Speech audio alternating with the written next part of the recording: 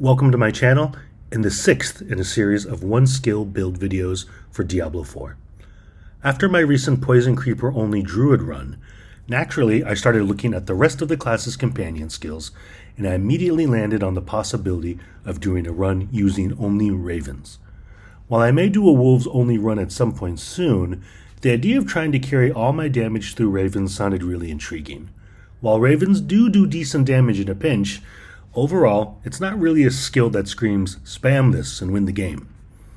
While it took some creative finagling to figure out what was going to synergize with Ravens, as well as figure out how I was going to get my cooldown to practically zero, I think that in the end, Ravens ended up being a pretty fairly viable build, and dare I say, able to go well beyond tier 55 of the pit.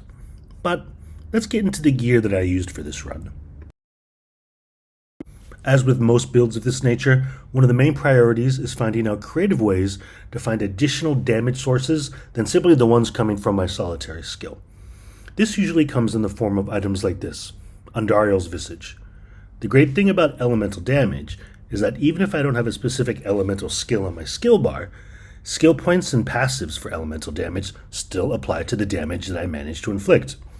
So I can put points into things like Envenom and other passives and benefit from them when things like the Poison Nova from Andariel's Visage proc on enemies.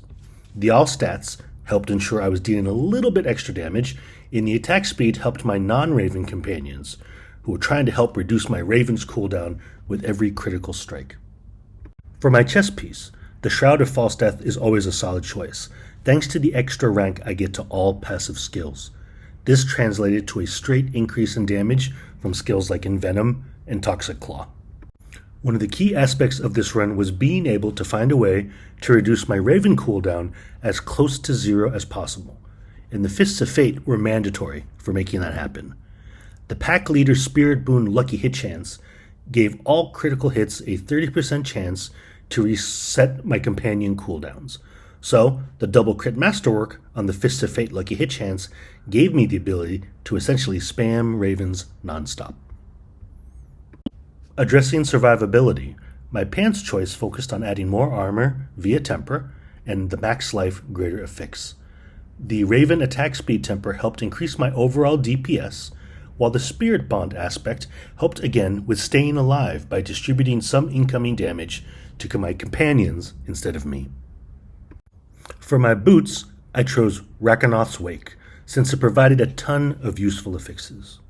Movement speed to get me around quicker, non-physical damage that helped buff my elemental damage being dealt, a big boost to my own elemental resistances, and most importantly, cooldown reduction. While Pack Leader would mostly be taking care of my Raven cooldown reduction, having extra CDR didn't hurt when my companions weren't doing their job or attacking quickly enough on their own. My main weapon was a one-handed axe, so I could benefit from its small boost to damage over time from its implicit, and I got a bit creative on the enchanting and temper side to try to give all my damage sources a little bit extra oomph.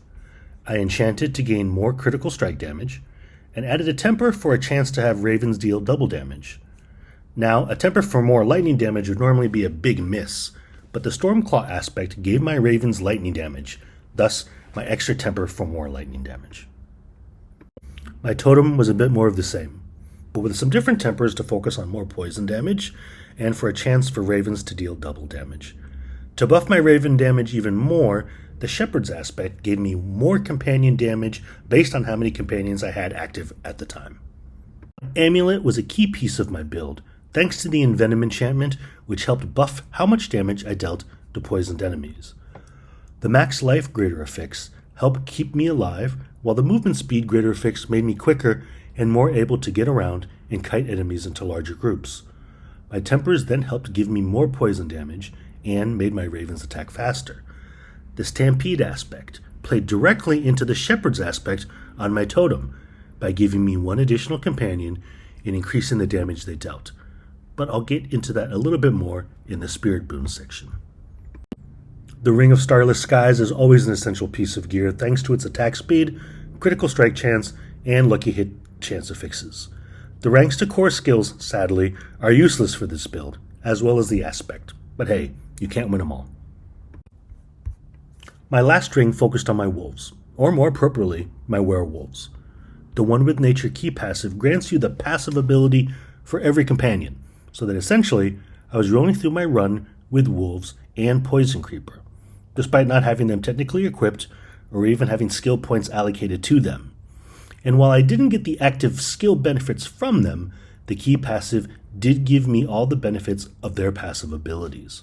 The alpha aspect then turned these wolves into werewolves, buffing their damage and granting them the ability to spread rabies. If you want to check out the exact skills I used in this run, be sure to check out the video description where I lay out every skill and how many points I put into each one. For my Paragon points, I'll also throw in the glyphs I used and the level I got them to in order to clear tier 55. And with that, I hope you enjoyed this pit run of my Ravens only build, clearing Torment 4.